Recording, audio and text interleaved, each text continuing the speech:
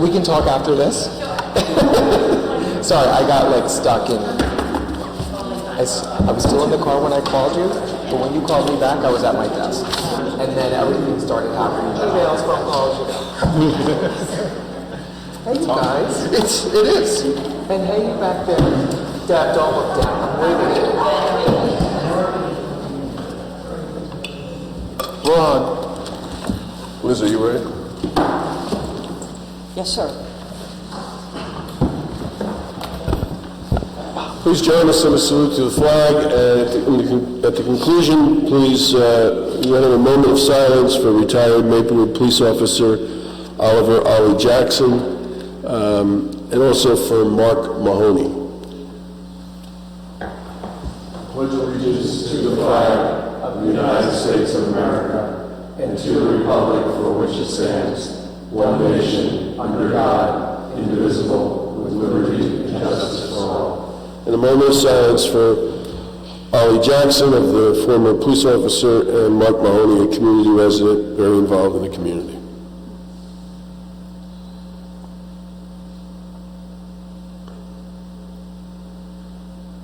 Thank you.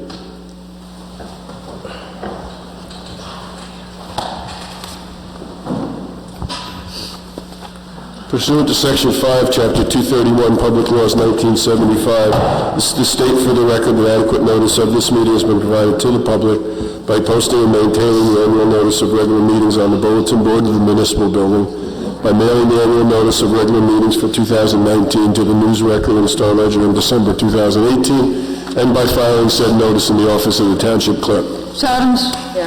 Mr. Daffis? Here. Mr. Lembrick? Here. Mr. McGehee? Here. Mayor DeLuca? Here. Whereas Chapter 231, Public Laws of 1975, commonly known as the Open Public Meetings Act, requires that all meetings of public bodies be open to the public, and whereas Section 7A provides that the governing body has the discretion to permit, prohibit, or regulate the active participation of the public at any meeting, and whereas this governing body to comply with this act, same time to conduct its business in an orderly and expeditious manner, now therefore be resolved by the Township Committee, Township Maplewood, does hereby prohibit, except as set forth in the formal agenda, active participation in the deliberations of the governing body by the public, except as otherwise prescribed by law, does limit the public to the observations of the actions and discussions of the governing body at all of its regular and special meetings. So moved. Second. Ms. Adams? Yes. Mr. Daffis? Yes. Mr. Lembrick? Yes. Mr. McGehee? Yes. Mayor DeLuca? Yes, thank you. Good evening, everyone. We're sorry we're late. We had a few items we had to address before coming out here. Welcome to the December 17th, 2019 meeting of the Maplewood Township Committee. I'll run through the agenda. We have one board and committee appointments appointment to the Youth Advisory Committee.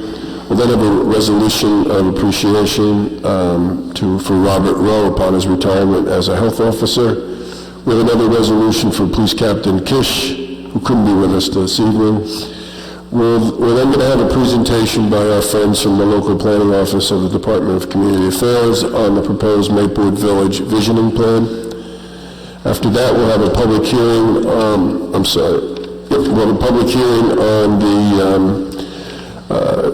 compliant curb cuts in various public intersections as part of our Essex County Community Development Block Grant Program.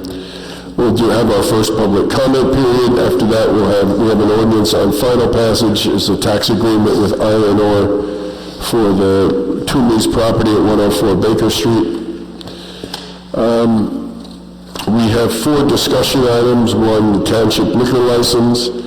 2 is the census. 3 is Senate Bill 4204. And 4 is the township boards and committees membership demographics. We have 14 items on our consent agenda dealing with change orders, police officer weapons purchase, a contract for biodiesel fuel, closing a contract for the municipal aid program of Parker Avenue. We'll be approving bills and claims, doing a budget transfer, canceling funded appropriation balances for certain bond ordinances, canceling grant fund account balances, appointing a health officer for 2020, appointing a registrar for the township, awarding a contract for improvements at the Woodland, doing a sub-grant award, applying for and accepting that as part of our Office of Emergency Management. We'll be approving the minutes of the December 3rd open session and the minutes of the closed sessions of November 6th, November 18th, and December 3rd. We'll have our second public comment period. We receive reports from the Chief Financial Officer and the Tax Collector. We'll have administrative reports from elected officials, and then we will adjourn. Before we do the boards and committees, I just wanted to make a short statement. Yesterday we woke up to find posters around town that were put up by a white supremacist organization. These were put on bulletin boards in some of our parks. They were put in the train station. Clearly they were put there to intimidate, to silence people in this community, and that is not acceptable for us. We are an open and inclusive community, and while everyone has a right to their opinions, no one has a right to come into our community and use intimidation. So we are going to be working with our clergy, the Attorney General's office, the police department, to make sure that if these things do appear again, we'll track them down, we'll find out who's responsible, and we'll make sure in their communities that people know that these are individuals are about hate and divisiveness as opposed to inclusion and diversity. So we're working with South Orange. I was working with some of the rabbis yesterday and trying to address this. So we'll keep an eye on, make sure this doesn't continue to happen in the future. With that, Mr. Daffis, we have an appointment to the Youth Advisory Committee. I do, Mayor. Thank you. I'd like to invite up Emily Donahue, a freshman at Columbia High School, up to the podium to introduce herself and to tell us about her interest in the Youth Advisory Committee. Hi. Good, how are you? Hello. Good evening. Hello. Hi. My name is Emily Donahue. I go to Columbia High School. Sorry, what was the question? Tell us your residence here in Maplewood and about your interest in the committee. Oh, yes. I live in Maplewood near Columbia, about a 10-minute walk. Let's see. I've always been interested in government, especially local government, after watching NBC's Parks and Rec. And I saw a poster about this last year in school when they had the open meeting at the end of the year, and I immediately knew that I wanted to be able to have a voice in my community, because I feel like it's really incredible that children are able to make a difference. Wonderful. And, yeah. Thank you for interest, Emily. And I will tell my colleagues here on the record in public that Emily has already attended several meetings, and she's been a very active participant. And with that, I move that Emily Donahue be appointed on the Youth Advisory Committee of Maplewood. I'll second that. Please call the roll. Ms. Adams? Yes. Mr. Daffis? Yes. Mr. Lembrick? Yes. Mr. McGehee? Yes. Mayor DeLuca? Yes. Congratulations. Congratulations, Emily.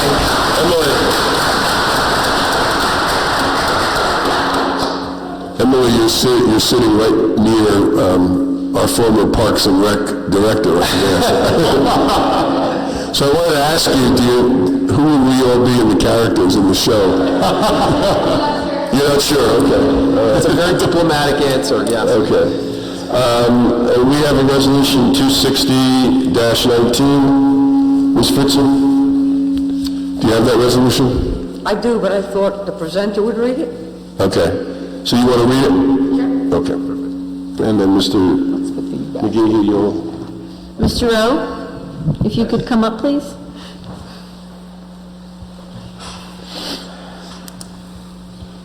Township Committee and whoever's watching and people here, I just like, part of our process in government is that we recognize our employees upon their retirement for their years of service, and I'd like to recognize Mr. Rowe as our health officer. So just to go over this, I just want to just say, Bob, I really appreciate everything you've done for the township. Your 30 years of service is really something to commend, and your contribution has been really great, and it's been very nice to collaborate with you just the last couple of years. So, Robert Rowe, Health Officer, commendation on the occasion of his retirement, whereas the Township of Maplewood, Township Committee of the Township of Maplewood, I think there's a little typo here, Liz. Desires to convey Robert Rowe, Health Officer, an expression of its appreciation and grateful acknowledgement for the valued services rendered by him as an employee of the Township of Maplewood Health Department for the past 30 years.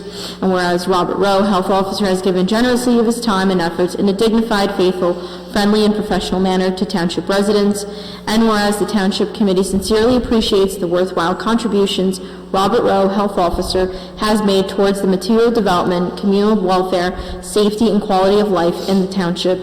Whereas on the occasion of his 30 years of service, Robert Rowe, Health Officer, is retiring to start the next challenging and exciting chapter of his life.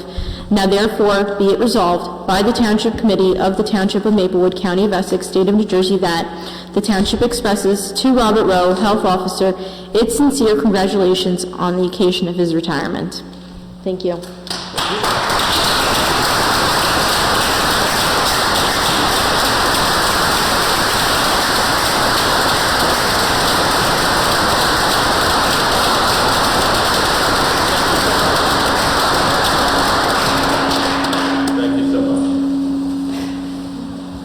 And Ms. Viveros, you have one for Police Captain Kevin Kish, which you'll... Yes, I'd like to read this one also. Oh, that's right, we need to, let's move 260-19, Mr. McGee. Thank you, Mr. Mayor. I'd like to move resolution number 260-19, Robert Rowe, Health Officer, on the occasion of his retirement.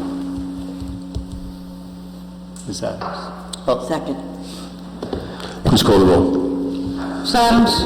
Yes. Mr. Daffis? Yes. Mr. Lembrecht? Yes. Mr. McGee? Yes. Mayor DeLuca? Yes. And then let's get a motion on 261-19, Mr. Lembrecht. Mr. Mayor, I'd like to move resolution number 261-19, commending Police Captain Kevin Kish on the occasion of his retirement. I'll second that. Please call the roll. Ms. Adams? Yes. Mr. Daffis? Yes. Mr. Lembrecht? Yes. Mr. McGee? Yes. Mayor DeLuca? Yes, and congratulations to Captain Kish, and you'll get that resolution to him. Yes. Okay, thank you. Okay, now we have a presentation by our friends from the Department of Community Affairs, Local Planning Office, and we're going to move down there so that we can see your screen. Bob Tessier is from the Local Planning Office, and you can take it away. Planning Services. Local Planning Services, excuse me. No, I don't want to get wrong. No, Lieutenant Governor. no, I understand. Okay, you, Let me just get my...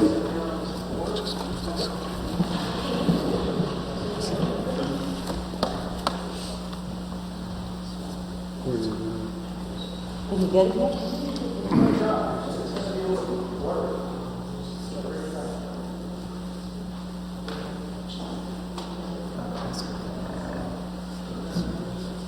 So you're saying you're not capturing that?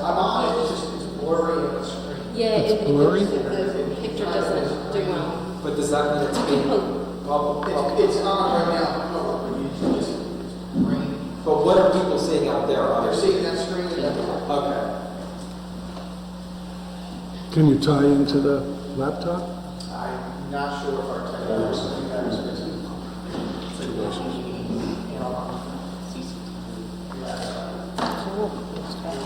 Good evening, my name is Bob Tessier. I'm here with Jeffrey Cornelius Gray, who is also in Local Planning Services.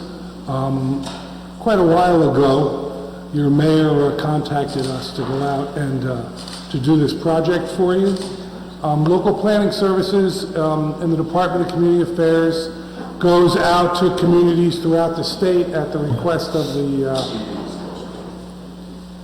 I'm not picking up the sound. Take this over. Okay, we want to get... So Local Planning Services at Department of Community Affairs goes out to communities throughout the state and does very targeted projects at no cost to the municipality. So for example, we did an economic development master plan element for the city of Passaic. We did a housing plan for the city of Patterson. We've done recreation elements for Perth Amboy. We're doing a transit-oriented development plan, also finishing up this month for the city of Trenton. So we were asked to come and work on this. And the process that we go through is usually the same type of thing. We have a request by the mayor, and then we always want to make sure the governing body knows what we're doing. So we had a resolution adopted by the governing body. And then the resolution required a working group be set up, and the mayor set up quite a robust working group that we had quite a few meetings with. We also had a focus group strategy session, which is captured here. And then we did a really great community survey that we got a super response from. We gave a presentation of the results of those separately to the working group. Then we put together a draft report, which we're presenting to you this evening. The thing is that really Maplewood has done a great job with Maplewood Village. I mean, that's a lot of the stuff that we go and recommend elsewhere, you're already doing. I mean, you're doing a lot of improvements there. This word cloud was kind of the things that people had commented on their comments on the survey. But really, it's a robust, healthy center. You've just fixed the sidewalks. You've done other improvements. So we thought, well, if they want a vision plan, like what can we, after some brainstorming, what can we do? And that's what this report is, giving you a new idea, a new theme to implement in the village to bring you into the future. The study area that we had for the village is shown on the map here. Somewhere I had that here. It's shown on the map here. And it includes, as you can see,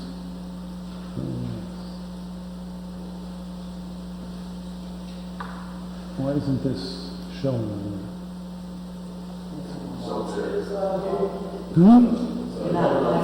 I see that, but I put it down.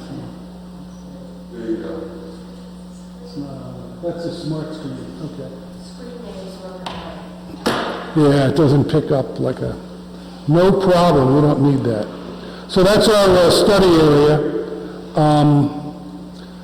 It's centered obviously around the train station, and tonight while I was waiting for your meeting, I walked over and saw hundreds of people, or more than 100, getting off the train station, walking into the village. I walked through the tunnel, that's one of our recommendations, and I saw the shops alive and flourishing.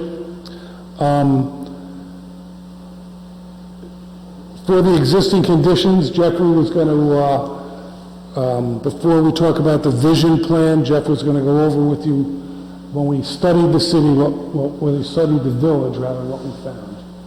Right, Jeff? You can advance your own slides, right? You can't point them. That's okay. I'll make do. With a smart screen. So I'm going to just quickly go over some of the background, some of the data we collected before sending it back to Bob, so we can go over the recommendations. So the existing conditions, so the village itself is a real vibrant mix of uses. A lot of, as Bob alluded to, Maplewood already has a lot of what a lot of other places are looking to become. So it's got a lot of first floor retail, restaurants, and other uses up above. It's highly walkable, and with the train station as the real core of the village, it's obviously very transit-oriented as well. It's also got a good mix of public and private space, so places where you can go and just be outside, where you don't necessarily need to be spending money, where you don't necessarily need to be in someone's home. So we took a closer look at the parking situation. This came up in the community survey as a major concern. We built off of a previous parking survey from 2012 and updated the inventory and gave a couple new recommendations. So we found that there's over 1,200 parking spaces within the village and within as well, including on-street parking that's within a walking distance of the village. But that only a little over half of that is either in a public lot or on-street parking that is not restricted by permits of some kind. So the two big takeaways are that the location and time limits cause inefficiencies. So when a permitted parking during the day means that you're going to get a lot of use for people who are taking the train going into the city, that'll make it inefficient for people who are coming into the village looking to get lunch. Given that the permits usually only go through a certain hour, then that allows some flexibility in the evening for people coming in for dinner. And another thing that was mentioned in the parking study that still seems to be relevant is that there's a lack of enforcement of time limits for parking that does have posted time limits. So without enforcement, people are going to overstay their, when they're right. So this is the Mazer report from 2012. So people who are, don't think that if they're going to get a ticket, they're going to stay longer than the time limit suggests. We took a look at some of the demographic data. So this is based on U.S. Census data. A few of the key takeaways. So we looked both at Maplewood Township as well as the county and the state for comparison. A few takeaways are that the township is highly educated and relatively young. So relatively young. It's hard to see that chart on the side, but the under 18 population is relatively high, and the over 65 population is relatively low. There's also a relatively high median household income and a high percentage of owner-occupied housing, and as well as a high percentage of high median home value. Okay, then we did a deep dive using the Esri Business Analyst. So this is a tool that uses census data and Bureau of Labor Statistics data to create a picture of the economic conditions in an area. And with this, we looked at 3 different drive sheds, so within 5 minutes, 10 minutes, and 15 minutes of the village. So the 5-minute drive shed is really the primary market area. That's going to be basically the township. The 10-minute is the secondary, and the 15-minute is the extended market area. And what we found is that there's really a drastically different market between the primary market area and the secondary and extended market areas. So median household income is dropping significantly once you get to those secondary and extended market areas. One thing it does is it creates these tapestry segments, which are kind of a snapshot at different segments of the population, and it can be a little simplistic, but it gives a good sense of what type of people are part of the market. And again, this really emphasizes the difference between the primary market area and what you see at the secondary or extended. So in the primary market area, the highest tapestry segment is called the top tier. Once you move to the 10 and 15 minute, you're going to get the city strivers. And the major takeaway there is that the top tier are a slightly older tapestry segment. Median age is 47 years, and compared to the city strivers, 35. And the median household income, again, is significantly different. So at top tier is median household income of $173,000, whereas a city striver, the median income is $44,000. So pretty drastic difference there. And the primary market area is that 5-minute drive, so that's that first circle on that map, and that's where you have 55% of the people fit into that top tier. That's a unique market. And then also looked at the retail situation and looking at which industries had a positive retail gap. And when we say positive retail gap, it's industries where the retail potential is greater than existing retail sales. So basically where demand is outpacing supply currently. And it turns out that even at these 3 different market areas, a significant amount of industry groups had a positive retail gap for each of the 3. And the most significant of which was general merchandise sales.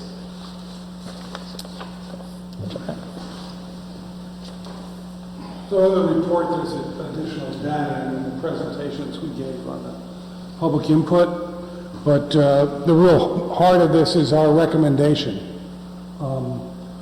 What's the future of Maplewood Village? And I think that's what we were challenged by the working group, and by the mayor, where are we going in the next 100 years or 50 years or in the future? How are we distinguishing ourselves from other places? Because, if you don't, you can't assume things will stay the same. I have two quotes here. One is, if you can't differentiate your community, you'll have no competitive advantage. And over time, you can't assume things will stay the same. The unique characteristics of a place are its only truly defensible source of competitive advantage. And you have a lot of unique things in the village. What we are recommending is that the community get together in a working group and all the players to try to reimagine Maplewood Village as a smart village. And the first part to do that are some of these recommendations we have here. The strategic vision that we are recommending is for Maplewood to become a 21st century smart village which embraces new technology, to become part of a global economy by being more interactive, communicative, and attractive to residents, visitors, and businesses while keeping its unique character. The plan that we have, this is the plan for transformation of the village. All these elements will make it a modern place, a place that's on technology, which is driving, current with technology, that's driving country growth. Here we have the 4 informational kiosks, and if you've been to Manhattan, they have smart kiosks there. They have them in London now. In fact, Newark Station is getting one in front of there. There's a couple of sources that provide these.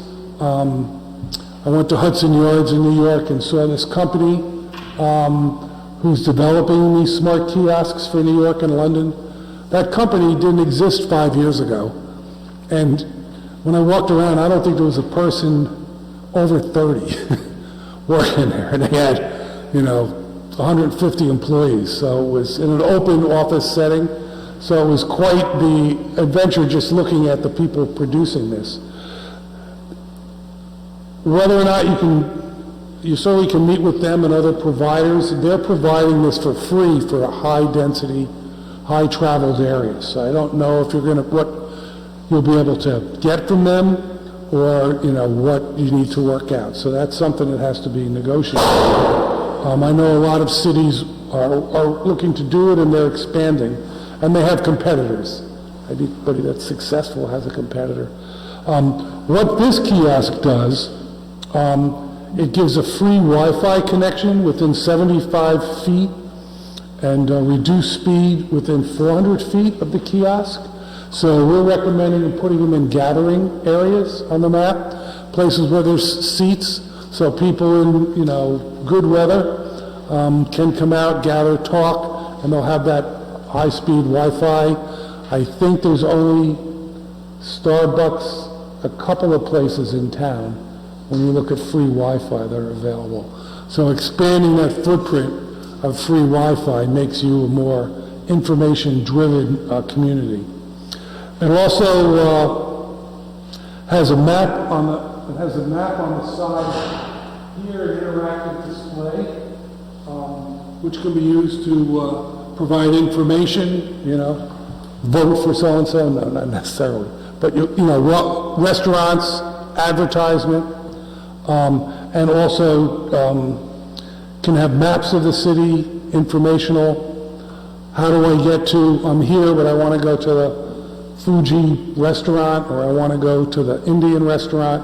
So this is really needs to be integrated with all the businesses and business activities.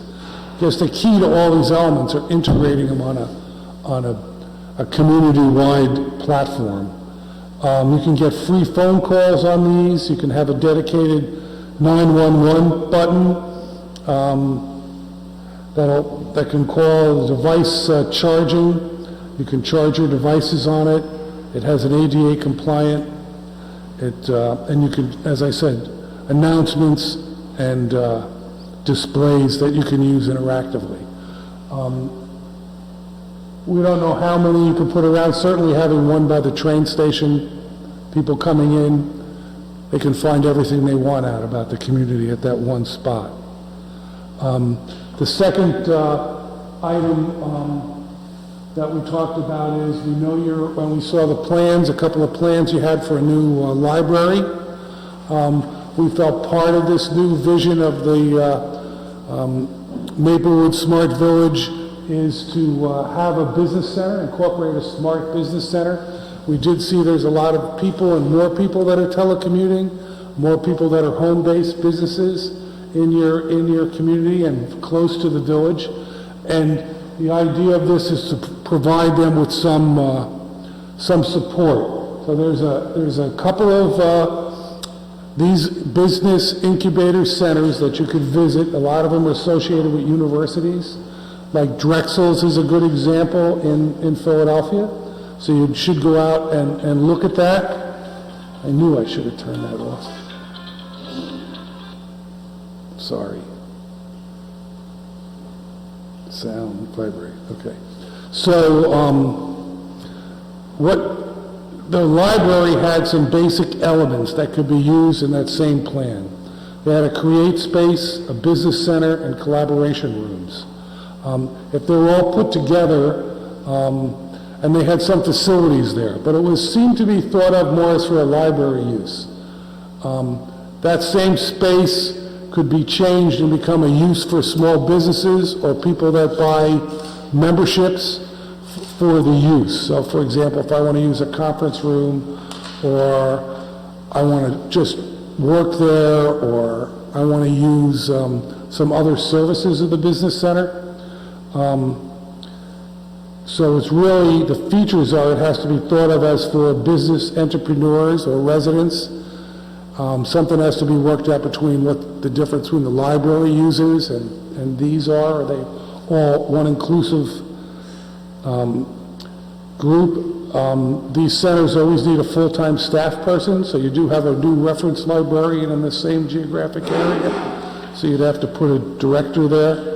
And you have to look at access, located so that there's access so people can reach it maybe at non-library hours.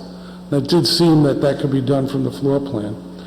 These are the things in your current plan under the create space, a computer training area, in which you have a square footage for it. That's where the office for the technology librarian is. So we're just suggesting that some things be added to that to make it robust, like a large format plotter, a large format scanner, commercial printer, binding machine, smart board, and other items, so that create space becomes somewhere where business, you're working out of your house, but you don't have a commercial printer, or you've got to go bind a report, or you want to go do a presentation or have some interaction with the smart board. You also have the business center. You have all the listing here of the things in the business center. It needs to be, it's kind of separated in the floor plan. It really needs to be linked with that create space, because you should have it so that when you come in, you see that it's all these spaces relate to one another. You have collaboration rooms. You saw before, like that's am I going backwards or forwards? Okay, forwards. No, backwards.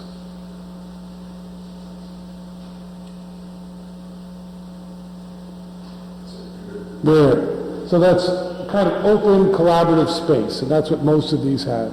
And sometimes you get a membership, you can just use the open space. You can use a private office. You can, book various different levels of a menu of services. You can even get mail there or whatever. The other thing we talked about is the need for a packaging and distribution center program. That's something that the village should think about. Smart Business Center should undertake a need study to determine what The needs are for pickup, labeling, packaging, and shipping, because the whole concept here is this e-commerce development, that, you have a limited number of people who can physically get into your village or physically use services here. But if you develop a platform, an e-commerce platform, there's no limit to how many people can order stuff or interact, and it can be a global platform. And part of that packaging and distribution, you need to look at things like King's Food Market. How can you tie them into that network and get them to easier do deliveries? I know they have restraints on, people pulling up and driving there to pick up groceries, but maybe there's some way to link them into that network, because certainly increasing their business increases their security, and that seems to be an important thing in the village. So there you're moving from those primary and secondary markets to a global market, whether it's your architectural firm or your accounting business or your retail items you're selling. So the next item in this smart village is to add micro apartments. We talked about these micro apartments as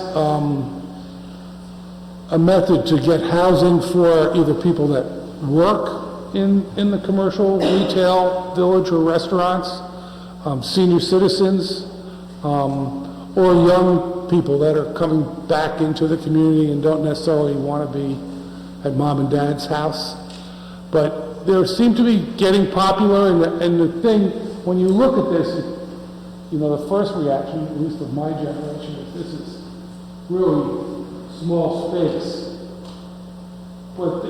And it is. It's, the Murphy bed, the small bed, couch, a little desk, a kitchen, a separate bathroom. But usually they're in, they have to be in a building, and we wrote the zoning to reflect that, where there's community space. It's almost like when you were back in the dorm or in college, you're using this room, but then you're hanging out in a Wi-Fi lounge, and on the roof, a barbecue, outdoor area, a pool table, an area where you serve coffee. So it becomes, it's more individuals living here, but then they're socially integrate in those facilities. And there are some zoning standards for it. New York has a zoning ordinance that sets it up. It's a micro apartment's a dwelling unit which is designated for a single resident that is more than 250 square feet. Imagine, no, it's a small size, right? And less than 400 square feet. And here you're using the first floor for retail or a restaurant or something. So this would be above it. You can get a lot of units in one building, even with that common space.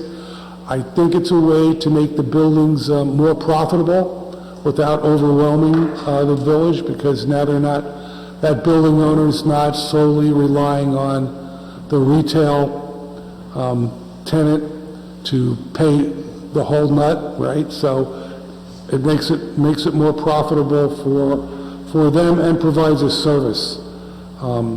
We do talk about having at least 1,000 square feet of lounge and gathering space for residents. Parking, these kind of units usually have no parking requirements. Residents have, and in these units, residents sign a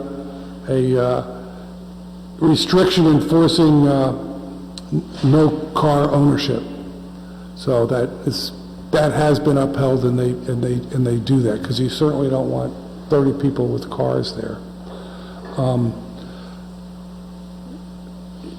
The other thing that's important in these micro apartments is window space.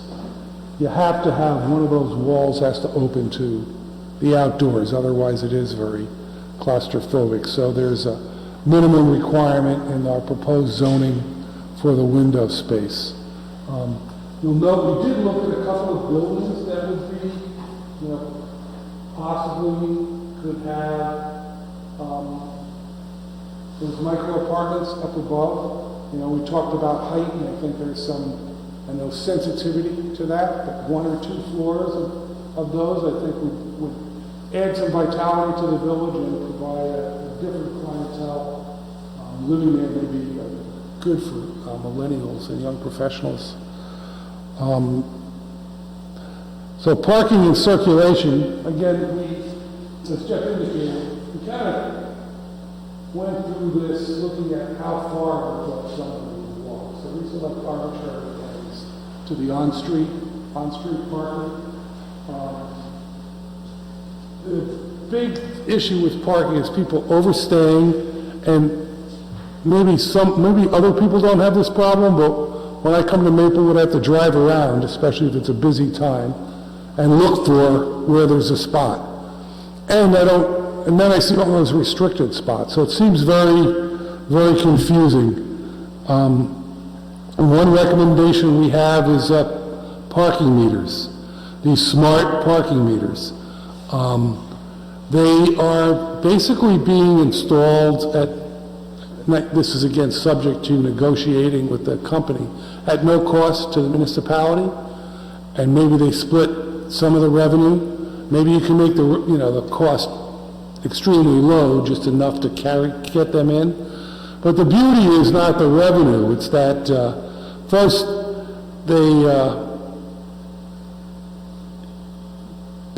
they take photograph of the license plate. So they're interactive with the license plate. So they know when a car is in the spot. They know how much to bill that car. And they'll charge it based only, on how long it's there. That is all fed into a real-time application that you can monitor at City Hall, and you can look and see exactly what parking spaces are taken in the village or in that whole service area at one time. That translates into a mobile app, so you can go on your phone and say, available parking spaces, and it'll show you there's 4 available spaces or 5 available spaces, and you can go right to that space. That should reduce some of that, right? And the other thing is you don't have to have enforcement arm to keep people staying, beyond their time limits. You probably could and I'm sure you could work with the company to make some time limits on spaces with the meters as well. It also connects to a 911 unit, and it integrates to a smart city application, as I mentioned. It also can do messaging and voice notifications, like tornado coming or whatever it might be. So these smart parking meters we're recommending the village look at. I know in the Mazer study that I read, it says does not recommend parking meters. I'm sure they were told that, because that's a controversial thing. Because everything, when you read the report, it says that parking meters are the answer. But then that little paragraph kind of hangs up there. If parking is a major concern, as we found with residents and merchants, that's the answer. That will control what's going on. And I don't see another way to do that. We do also recommend, cleaning up signage. This is just an example, not of the village, but of confusing signage for parking. But certainly a signage plan on use and timage, you need to look at all of that and to be able to drive and say, public parking, public parking. You have some of those signs now. We think of adding additional parking would be doing a parking garage, a structured parking garage, and you see a lot of small villages do that. We're recommending you take a serious look at that. Maybe this New Jersey Transit Lot 4 could be used for that. That will provide you more parking. And transit real estate, New Jersey Transit is working more and more to get development activities and to utilize some of the properties they own, so they have a press for that, so I'm sure you could work with them. I know you have some electric car charging stations.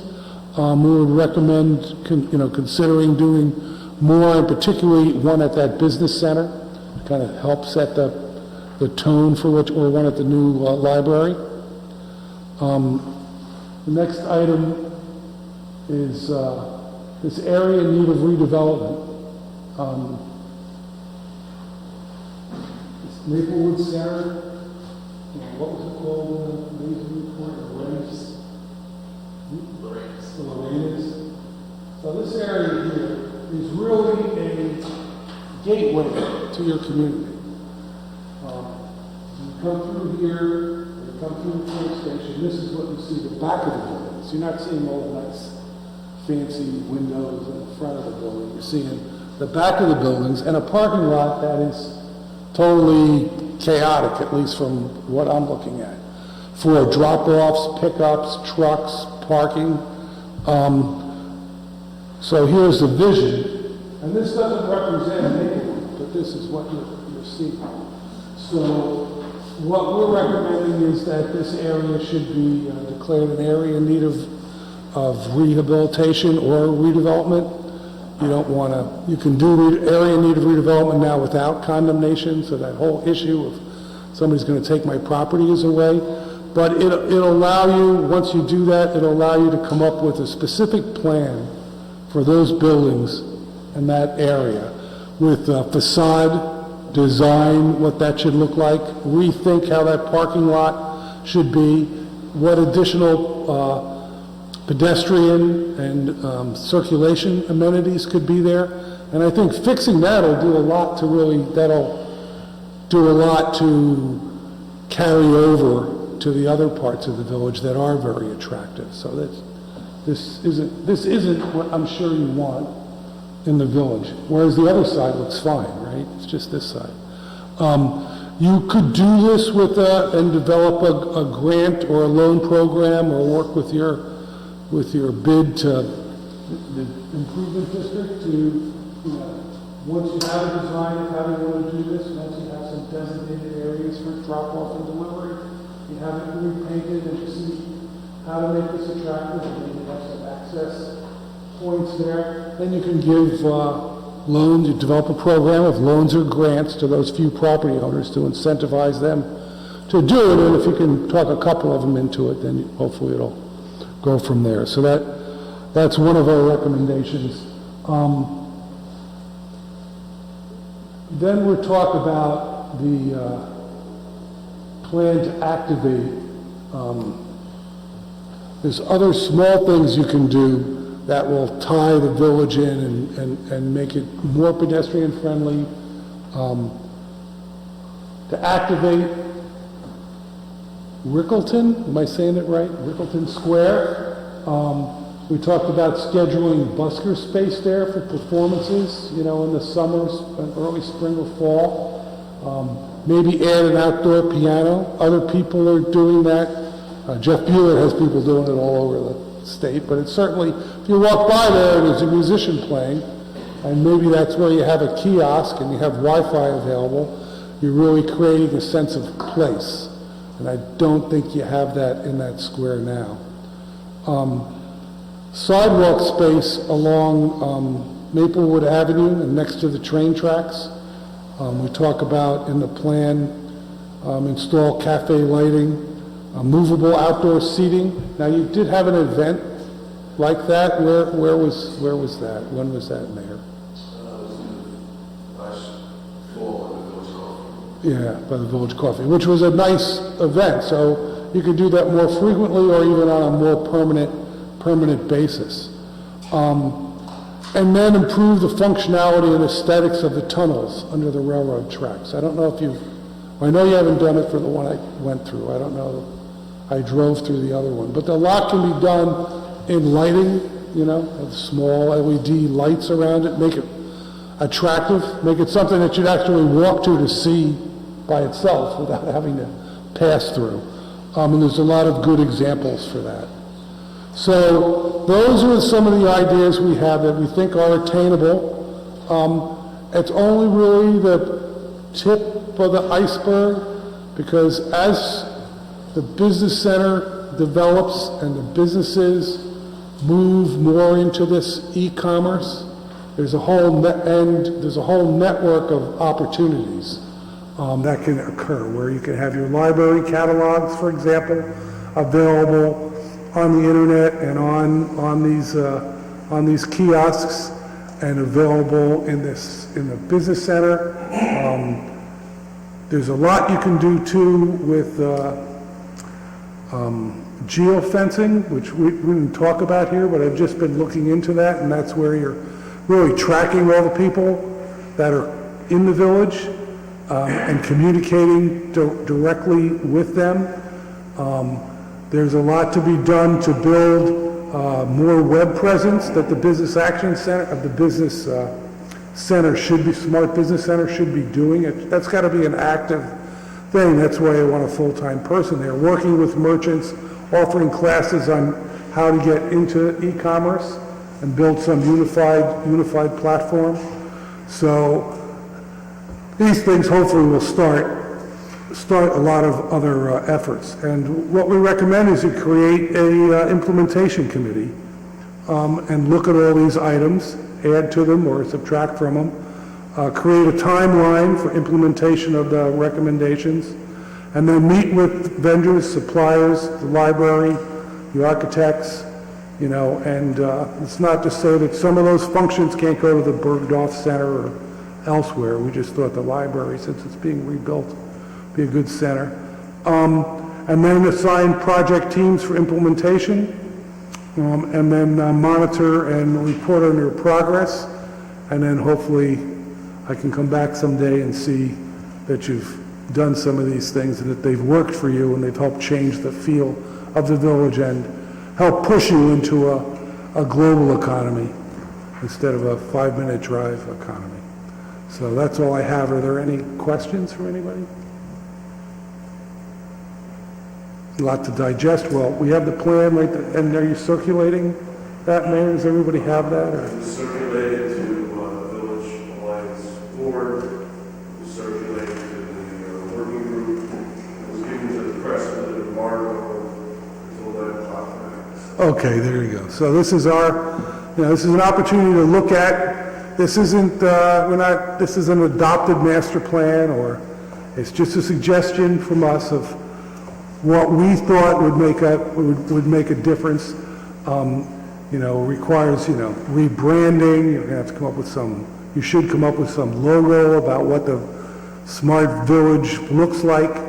And later, as you get into it, you can add, ecological elements and social equity elements and food security elements to it. But this is the first technology, and these vendors are out there doing this in other communities. So thank you very much for the opportunity, and I'm certainly available when this implementation committee gets going, or if you establish implementation committee, I can give you some of the people to contact and meet, and some of the vendors that are doing stuff, and I'll be glad to help a little bit. Well, they'll be on to Egg Harbor Township. Okay. Thank you.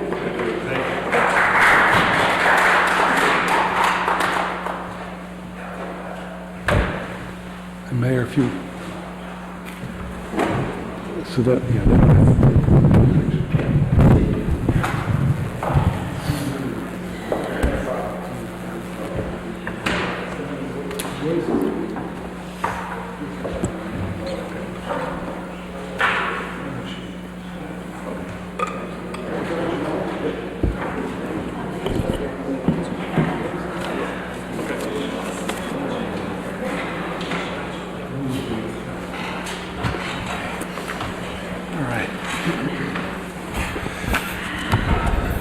So we have a lot to think about and a lot more planning.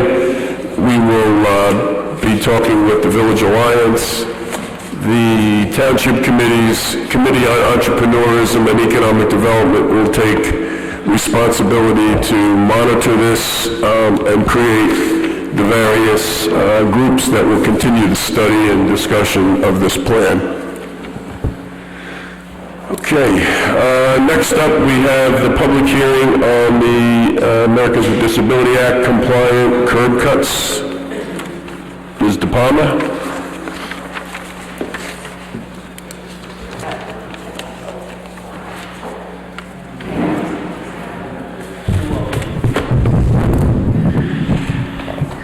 Good evening, Mayor DeLuca. Good evening. Members of the Township Committee.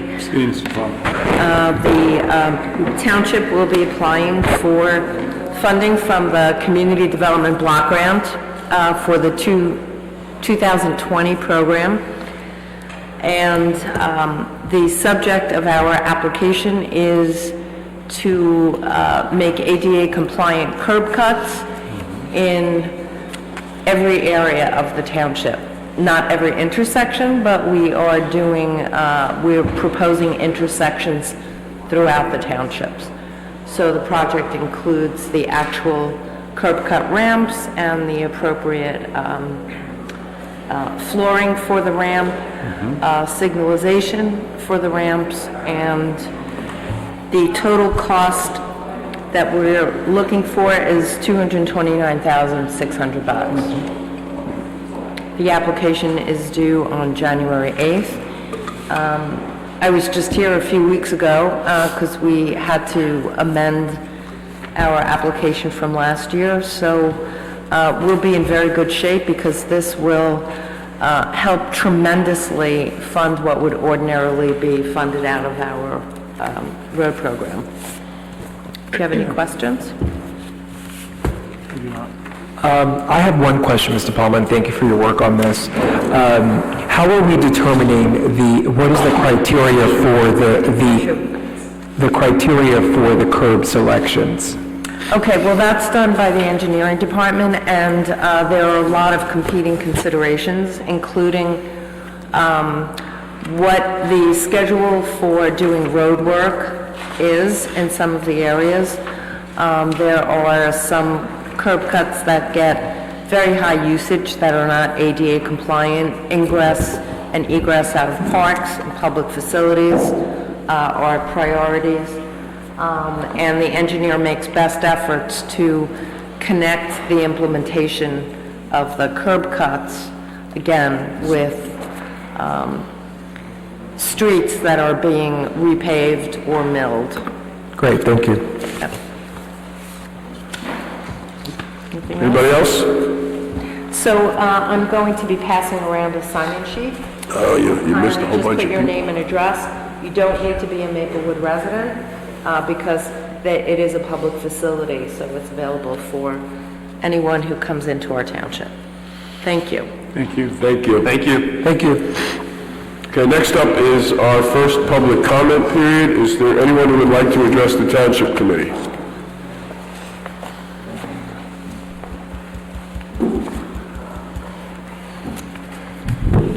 Joe Strupp, 7 Yale Street. I just wanted to come to thank Mayor DeLuca. You're getting many more accolades, as he deserves. You will be missed in that chair. When I started Maplewoodian.com, it was the same week you returned as mayor, and you have outlasted Maplewoodian.com, which I'm sure you're happy about. Although I know you were a very good friend to the press. Whenever we had questions, you were always very responsive, very professional, very forthcoming, and knowledgeable, which I cannot say about a lot of public officials, not in this town, but in places that I've worked. And as you may know, I'm now working in Monmouth County for the Asbury Park Press, and when I mention Maplewood, there are many people down there who know your name, and always in good stead. I thank you for being so welcoming to the press. You didn't always like what you reported, but I think you knew it was done with an effort to be professional. And as a resident of Maplewood, I will very much miss you being mayor. I'm glad you're going to be still with us.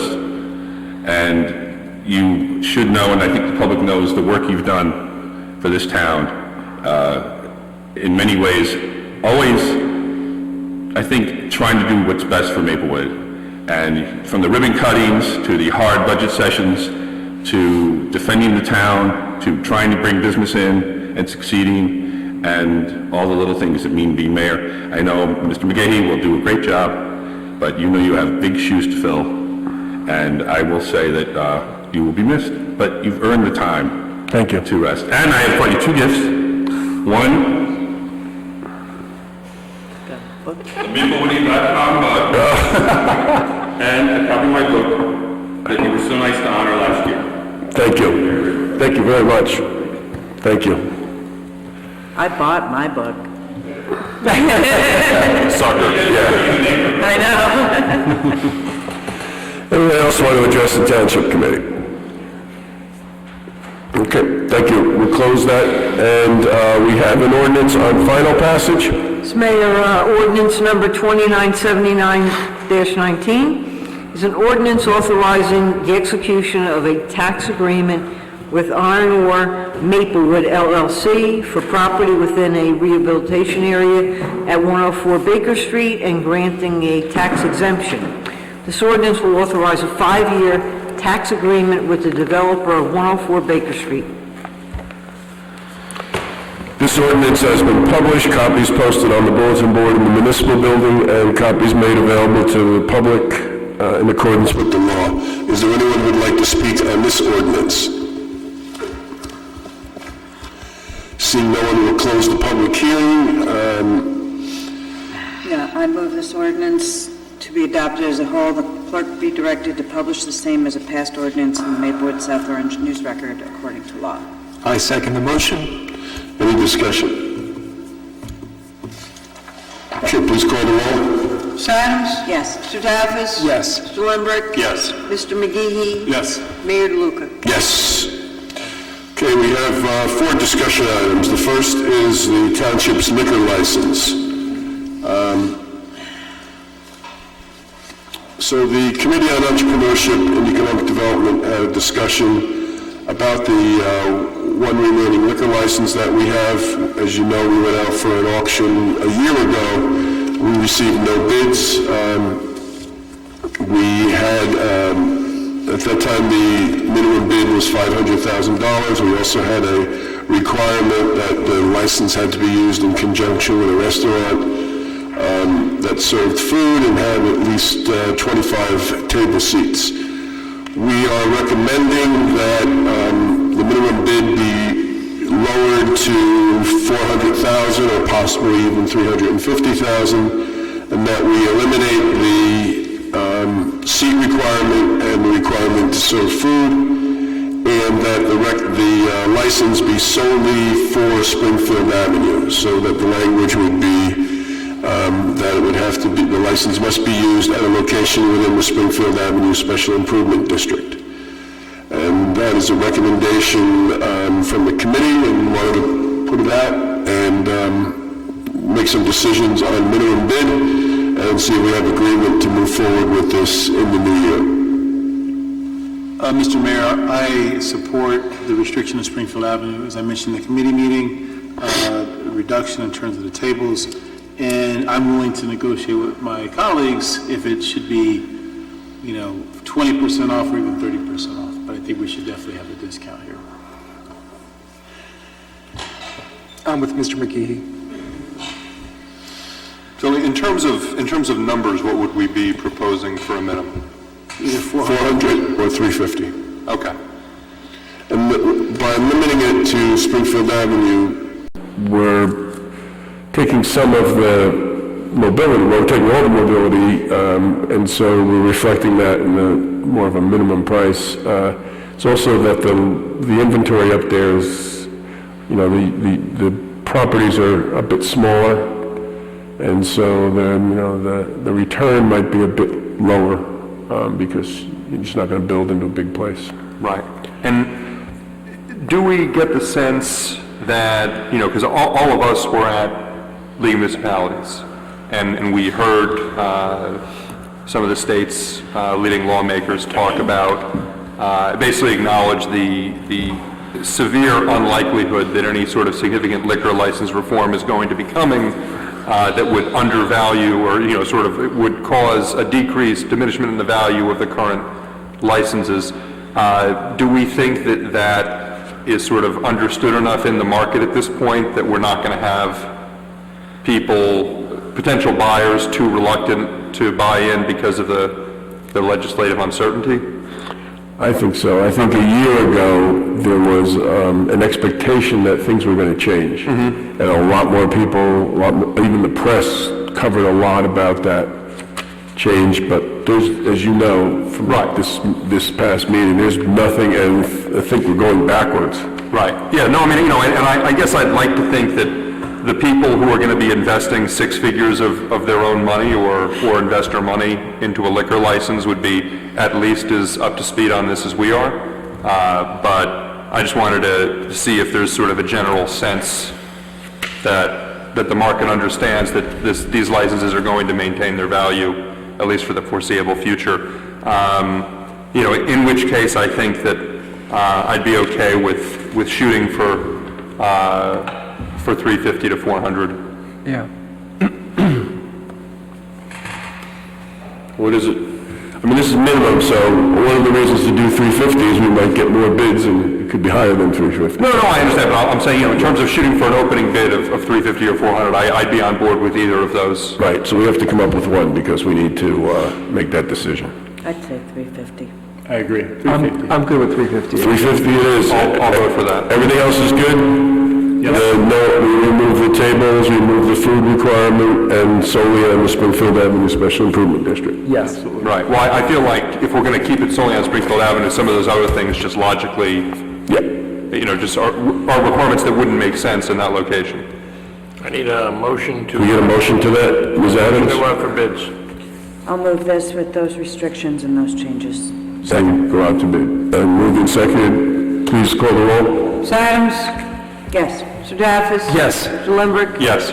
Mr. McGehee? Yes. Mayor DeLuca? Yes, thank you. When would you like it to go out? That was my I think question. we want to, In the new year. I think right after the new year. I think we probably want to do an opening in February. Maybe the first weekend, first or second week in January? Or first full week in January? Yeah. Okay. We have last year, all we do is change the numbers and put some things in. Change a few of the conditions. Yeah. Okay. The Census 2020. So we've had two good meetings. Our last meeting, we had the Essex County representative from the Census, Barbara Brown, came. Just a couple of things that I wanted to make sure we get on our radar for the new year. One is the census will begin doing mailings to people on March 12th, that the census is ready. And it will tell people to go online and start filling it out. So we want to do a train station hit the week after, the week of March 16th. And this will be, we'll be up there. We think it'll be easy. It'll sort of like a campaign. They'll get hit with the letter, and then we'll be up there with, did you do your census yet? Do your census. We'll have stickers, I'm counted, or whatever comes up. And so that'll be sort of a hit at the train station. And then April 4th, we're thinking of having a census day, that's Saturday. It'll be at the community center in Dehart Park. We're targeting that census tract in Maplewood because in 2010, that had the lowest rate of response of mailed-in census. It was 74%, whereas, just to give you some comparisons, the Jefferson School was 91%, the middle school was 85%, Tuscan was 87%, and Clinton was 81%. So one of the things we're thinking is making it very festive on April 4th, including working with the high school band to do a parade through the neighborhoods, Jacoby Street, some of Boyden Avenue, to try to get folks aware of it happening and invite them up to the community center. So in addition, our talk to the township committee One will be, in February, will be at Walgreens, in March will be at DPW, so we'll make some good hits there. And this Saturday, when we're in the village, we'll start handing out census information. Terrific. And we have a lot of other stuff that we're planning, but those are the kind of big hits. And, we're going to be doing a whole lot of stuff around, if we have to do door-to-door, we'll work with the schools and all that. And the idea is to get out the message that for the first time, you'll be able to complete your census online. For the first time, the federal government will be able to give us monthly reports of how we are doing in town, right? So we can see where responses have not been given so that we can go there and do door-to-door as necessary. And also for the first time, the census will be very multilingual, almost 50-some languages for people to engage even more people and count more people. Yeah, we have some Haitian Creole literature, we'll have Spanish literature and English literature. The Hilton branch of the library is going to dedicate one computer terminal just for census. That's great. And the main branch is going to have folks to help people fill out the forms on the computer, so. Mr. Mayor, I think we also realize that our timeline is, it's not the whole year. So as we understand it, that we have until the end of July to get this done. So there'll be a sense of urgency, once we start on March 12th through the end of July. And then also the census.gov is hiring a lot of people. So there'll be opportunities there. You can work with our library to find out more information. Okay, great. Senate Bill 4204. This is the independent contractor bill. We have received some information from South Orange, which there was a letter written and also a resolution, I believe, that was passed or it will be passed. And there was also a letter from the Chamber of Commerce here in Maplewood to Senator Sweeney. A lot of our independent contractors in town are concerned that this proposed ordinance, the supposed statute, which really is focused on the construction, or supposed to be focused on the construction industry to make sure they're not bypassing union labor, is sweeping up a lot of independent contractors, folks who work at home and who may be writers, artists, things like that, who actually have been informed by some businesses that they will no longer be used because of this pending bill. So you have the resolution? I do. Yeah. I don't think we should read it. No, it's pretty lengthy. Yeah. So, go ahead. I was going to say, it does recognize, as you mentioned, Mayor, some of these contract workers that would be misclassified. So you have public relations professionals, hairstylists, online teachers as well. So there's a lot in here that I think, we have a lot of people in Maplewood that I think that this would impact in a negative way. And I think it's important for us to show our support to our residents who actually work in the gig economy. And so I would support us passing a resolution. Any other comments? Nope. So if we could get a motion to, on a resolution and then memorialize the resolution later, essentially using the South Orange model? Sure. You want to make that motion? Sure. Mr. Mayor, I'd like to make a resolution, ask for a motion that we pass a resolution that relates or aligns with South Orange, where we're supporting our fellow residents in the gig economy so that they are able to earn wages as entrepreneurs in the non-corporate B2B space. So, I second. Any further discussion? Please call the roll. Ms. Adams? Yes. Mr. Dreyfus? Yes. Mr. Lindberg? Yes. Mr. McGee? Yes. Mayor DeLuca? Yes, and if you could send that electronically to Mr. Desiderio. And the last discussion item is township boards and committees. Last year we started doing the capturing the demographics of our membership. I sent that out earlier today, just sort of a top line. Our female members of boards and committees went up some from 50 to 55%. It seems that we are sort of roughly the same as last year in the 30 to 50-year-old cohort and in the 50 to 70-year-old cohort of percentages. The racial breakdown is almost exactly the same, 73% white, 20% black. 93% of the people on the boards and committees own a home, 7% rent. We have a few more members of the LGBTQ community, 6% versus 4% last year. Roughly as many people have, on our boards and committees, have lived in town from 0 to 10 years as those who have lived in town from 26 to over 30 years. So it's about 28% each. And then we asked a new question this year on years on board, how many years they've been on the board and committee, and fully half of our people on boards and committees have been on for 4 years or less. So we are bringing some new people on.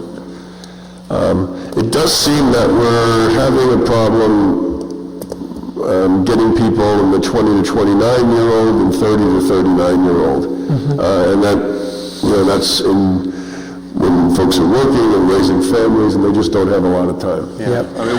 I think our population of 20 to 29-year-olds is actually, in terms of permanent population, is pretty low anyway. Pretty low, yeah. But, the average age is, at least on the last census, was close to about 36. Yeah, but That's all it is. so 29% of the town is under 18. Right. Yeah, so that, but, I think that's probably just, what's going to happen is that people who are, they go through some of the child raising years are probably going to have more time to participate. Yep. But, so anyway, it's interesting to keep looking at. I think we still have some gaps we have to keep. I think our racial demographics have to go up some. We still have I'd say about 20 people who haven't responded. I'm hoping we can get some more. We'll do another reminder. These may change a little bit because when I looked at who didn't respond, they tended to be younger and to be more of color. So I want to go back out and make sure, because if we're not capturing them, that also gets reflected in this. So Sure. This is the information as of right now. Mayor, I looked at it very briefly earlier when you sent it. Can you repeat what the male-female ratio is? So this year, the male 44%, female 55%. Last year was 49% male and 50% female. Okay. Thank you. Okay. Yep. All right, we need a resolution on the consent agenda, or a motion on the consent agenda. Mr. Mayor, I move adoption of items 1 through 14 on the consent agenda. I'll second. Any discussion? Please call the roll. Ms. Adams? Yes. Mr. Daffis? Yes. Mr. Lembrecht? Yes. Mr. McGehee? Yes. Mayor DeLuca? Yes, thank you. We have our second public comment. Anyone like to address the Township Committee? Seeing no one, we will move forward with administrative report. Ms. Viveros? Thank you, Mayor. I have a couple items I'd like to follow up that I also sent to the Township Committee, but I just wanted to start off with the South Orange Maplewood School District and the construction that will commence this coming year. And in collaboration with the Board of Education, our Community Development Department, specific to the building division, that we would be collaborating in our efforts to make sure that the project runs smoothly, if you will. I have our Community Development Director here who, if you'd like her to sort of briefly touch on some of the discussions that we went over with the administrator over in the... Okay, do we have any questions? Please. For lack of a better word. It is ongoing, most of it has been done, but just in case we get any increase, DPW is still out there maintaining. They have been out there also this evening with regard to branches that have been sort of falling in and out, and the protocol is, of course, call the police department, and they will get DPW out there to make sure that things are taped off, if you will, and they'll call the utility companies. So that is part of the procedure, so just in case there are any issues with that. Okay, thank you. Great. I have a question, Mr. Vera, so this is possibly a question for Mr. Palma, too. Has there been any updates since our last Township Committee meeting regarding the follow-up from the energy aggregation supplier, Direct Energy? From what I understand, we're working on the letter. Speaking to Mr. Palma, I don't know if you want to just see where we're at. I know last we spoke, there was some back and forth between exactly what information we were going to put out.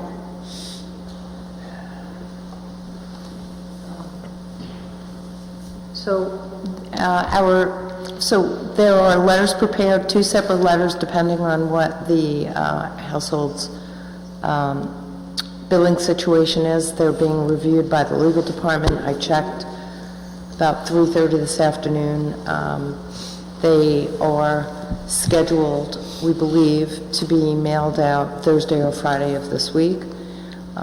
We will then do an FAQ for our website, an email blast, and disseminate information the way I've already spoken with the assistant business administrator. And so we're going to get all the information out as soon as we are sure that the information has been authorized to go out. And so we're on track to provide that information before the holidays so that people have at least a month in advance to make their election with DE, as we discussed at the last Township Committee meeting. Is that right? Yes, I'm not sure exactly what the Township Committee discussed at its last meeting, but yes, the problem has been thoroughly investigated, vetted, and resolved, and now it's just a question of making sure that people understand how their billing situations will be resolved. Right. I think we talked about giving people at least a month because of the holidays. Some people are not going to be around. They're not going to get their letter or open it up, et cetera, et cetera. Well, since you're asking me specifics, the specific intention is to immediately refund whoever has made an overpayment, and for persons who have actually used more electricity than what they have paid for over the last 4 months, they will have the election to either kind of pay it off on a budget billing cycle over the next several months, or to just immediately pay up what they actually owe. Yep. And then going forward, pay as you go. Great. Thank you. Okay. Mr. Desiderio. I have no report, Mayor. Okay. Ms. Fritzen. Yes, a couple things, Mayor. So, I did want to report that since our last meeting, the mural lights have been repaired. If you remember, we had the connectors split right during our meeting. And we also had a mural light on this side out, and they were both taken care of by DPW. So I thank them for that. Now we just need the murals back. Yeah, now we can... That's a whole other story. Right, You can really see the wall there now. I don't have a time frame on that. Obviously, we have to get the wall fixed first. Yep, yes. 2020 parking permits, we started making those available. And there was also a late night till 8 p.m. this past Friday night, which a lot of people found very convenient. So again, for anyone that's listening, 2020 parking permits, jitney, combo, merchant, overnight lots. come on down, and you can use it right away, and then we will have a grace period of approximately 1 month's time for 2019 permits. And my third item is the biggest one, that coming up, the township's annual reorganization meeting for January 1st, 12 noon sharp. We've sent out invitations to boards, volunteers, dignitaries, surrounding communities, and that's going to be the big push to get the agenda done, and have a pretty good idea so far of how that's going to run. But that's the clerk's office big push in the next few weeks. Thank you. Is the video still out on this meeting? What's that? The video went out on this meeting? Yeah, it was pretty bad. It's not fast, it's back there. Okay. Reports from elected officials. Mr. Daffis. Mayor, I'm going to be brief. I'm just going to wish everyone in our community a joyous and peaceful holiday season. That's it. Thank you. Ms. Adams. I just wanted to inform everyone of a couple of things I've been working on. We've had 2 meetings, planning meetings for Soma Celebrates Women. For 2020 is the 100th anniversary of the ratification of the 9th Amendment, the women's right to vote. So instead of doing just Women's History Month in March, we're going to be doing something each month of the year to keep it in people's minds that women got the right to vote 100 years ago after everybody else. So we have a lot of plans already started. Some of the popular ones will be the movie day at SOPAC in February. We'll have Women in White photo here probably on Town Hall steps again in March, and also the proclamation inviting women of past electeds into Town Hall for that in the first meeting in March.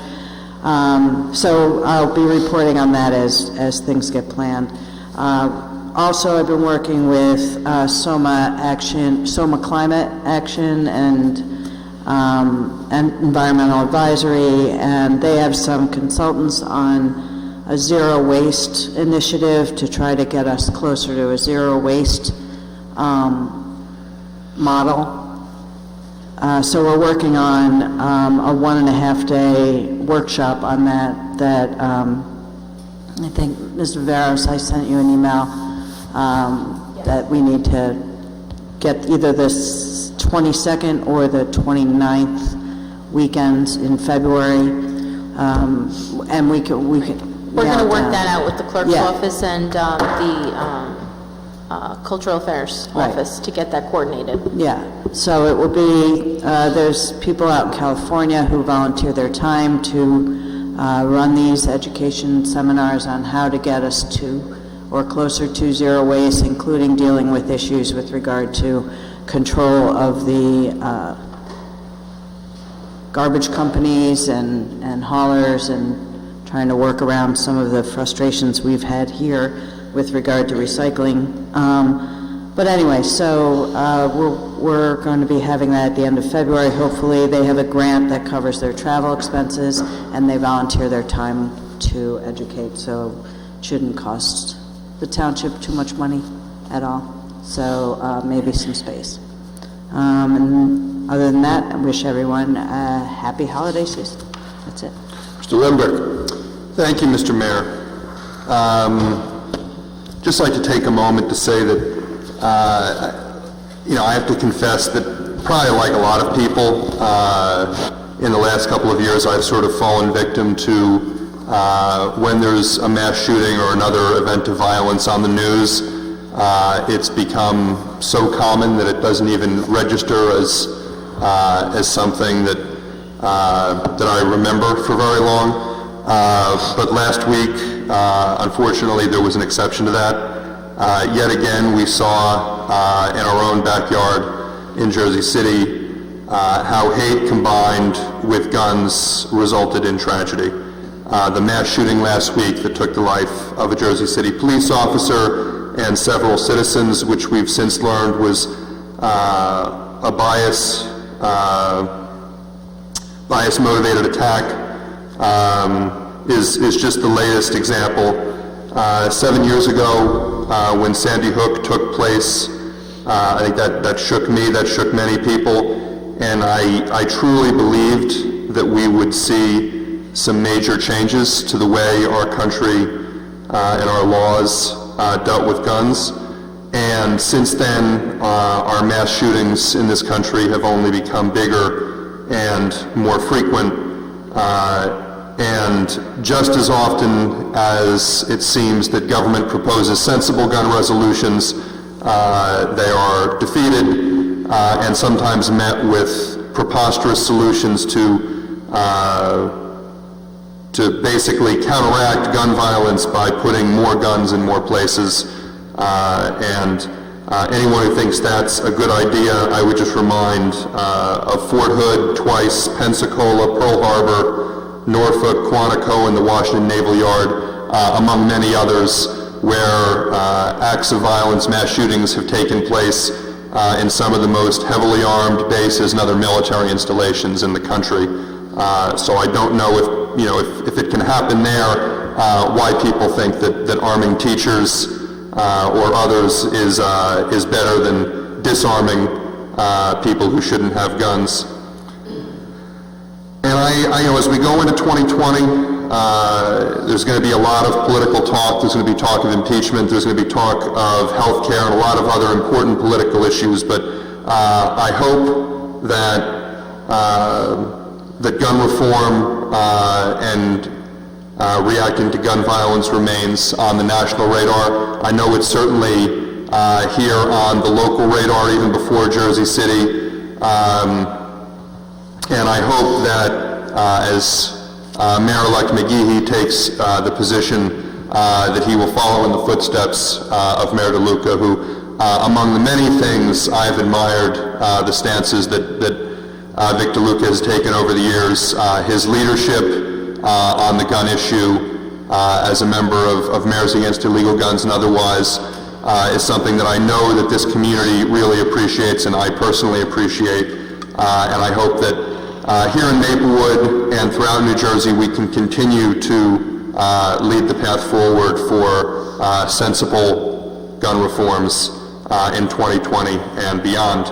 And some happier news from the Public Safety Committee. We received a year-end report from the Maplewood Fire Department, and I wanted to highlight just a few areas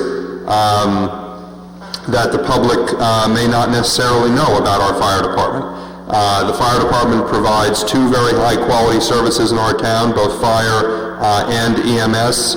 They also provide a number of services that many other fire departments don't.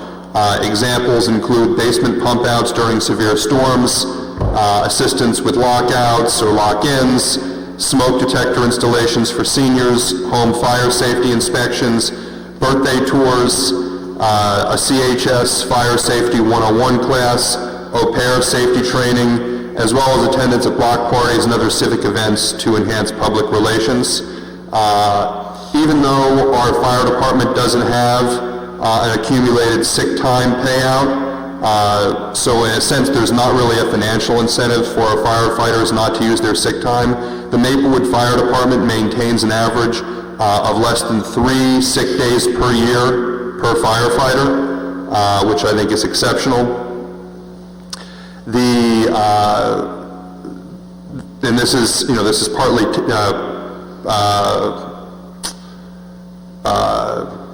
patting the township committee on the back, but the Maplewood Fire Department consistently hires candidates that graduate at the top of their class at the academy and receive numerous accolades and awards. Our fire department has a number of experts who have pursued advanced fire safety education and are sought after statewide and even internationally for their expertise in fire safety.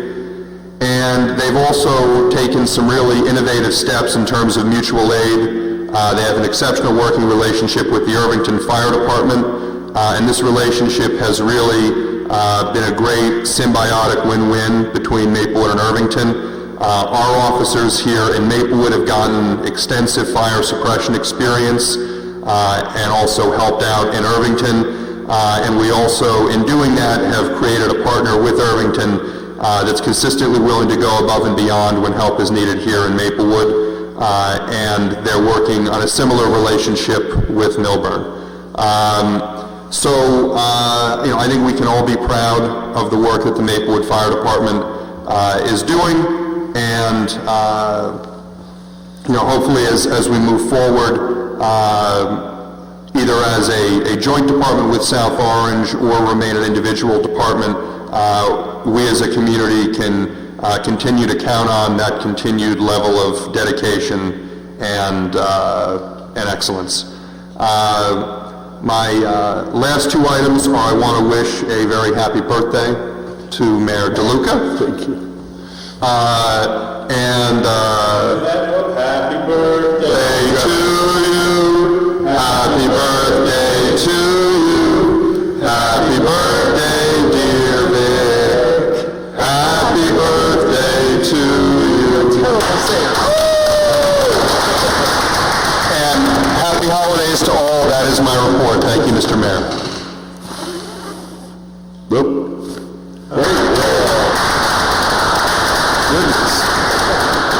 Thank you.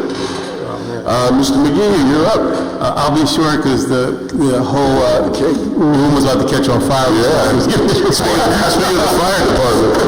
Talking about fire, yeah, thank goodness. Yeah, just happy holidays to our residents, to your family and friends. Be safe out here, and looking forward to a prosperous 2020. Great. And we will be at Talk to the Township Committee this Saturday at the corner of Maplewood Avenue and Baker Street. And that'll be from 9 to 12. And this is my last meeting as mayor, and I just want to thank everybody. It's been a great run, 14 years. It's been really an honor. I've been on the Township Committee for 20. My colleagues have given me the privilege of leading this body for 14 of those years. I did a little research. We all think that Grasmere was the longest term mayor, but it was Milo S. Borden. Oh, wow. He was 28 years, and Grasmere was 23 years as mayor, and then I committed 14. Ironically, the three of us had an interruption. They were mayor, and then there was 1 or 2 years they were not mayor, and then they were mayor again. Yeah, although Grasmere was a mayor, and then he was not a mayor, and then he was mayor for 21 years, and same thing with Borden. But it's been really great, and a lot of people have said, what are you going to do when you retire? I just want to make sure people understand I'm still going to be up here on the Township Committee, so when you turn on the TV, it's not going to be like a rerun, it's going to be a live thing. I'm just going to be sitting in a different seat, so thank you all, and we'll continue to move on. And all of you who are here, stick around and have some cake. We got a lot of cake now. We got 2 cakes. So please have some cake. And with that, we get a motion to adjourn. So moved. All in favor? Aye. And we'll see you 2020, January 1st. Thank you. Thank you.